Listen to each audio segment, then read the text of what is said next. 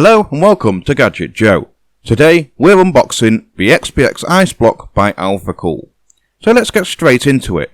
Opening the box, you are presented with the block itself to the right, which in our case is the Chrome version.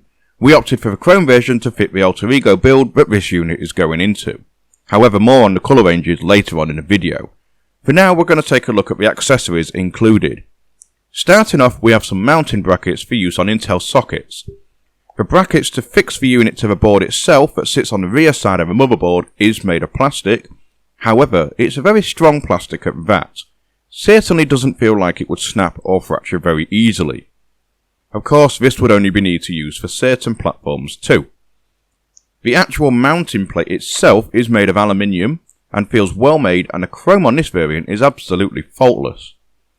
These work by simply attaching it to the block by connecting it together using these ridges cut into them, and then it fixes into place. Once in place, they then allow the XPX block to be secured to the board using either these 4 bolts that taper to a smaller fitting, or these 4 bolts that secure to the board itself. Compatibility for Intel is widespread. Moving on to the next packet, we have the fittings for AMD sockets.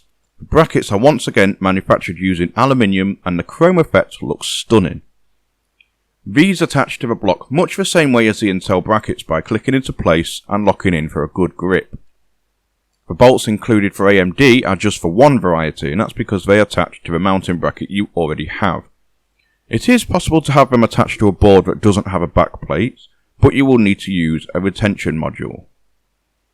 You then get a packet with coil springs, washers and nuts that are used for securing the block down. Another packet has rubber caps and aluminium top caps that fit over the bolts and springs to give a cleaner, more compromised look. You also get a little pouch of XPX Extreme thermal paste that will be more than adequate for 2 applications at the very least, depending on how you prefer to apply the paste. Now that we have all the included accessories and mounting brackets covered, we move on to the party piece, and that is the main XPX block. The block is housed nicely in a moulded foam sheet. Take it out and you'll see that the unit is certainly not the smallest of blocks. In fact, it measures in at 65mm by 65mm and a pretty hefty 30mm height. But that certainly isn't a negative by any means. In fact, it's taller to house the unique new design tunnels that Alphacool have spent 3 years perfecting to give maximum performance. So the extra height is most certainly forgiven for optimal performance. Stay tuned for an update video once the unit is in place in my build, and I will do some testing and benchmarks. You will notice some ridges along the side of a unit that fit the aluminium mounting brackets to secure it in place. The base of a block features a nickel-plated copper contact plate that is reflective and super clean looking. Be sure to remove the plastic before using. I've been really trying, baby, trying to hold back this feeling for so long. Also on the base you can see 4 screws which can be taken out to reveal the inner workings of a block. This allows easier maintaining and deep cleaning of a block, although the way it's designed does help eliminate the need to clean it out as long as you keep regularly cleaning your entire loop. Back to the top of the block, you have 2 holes.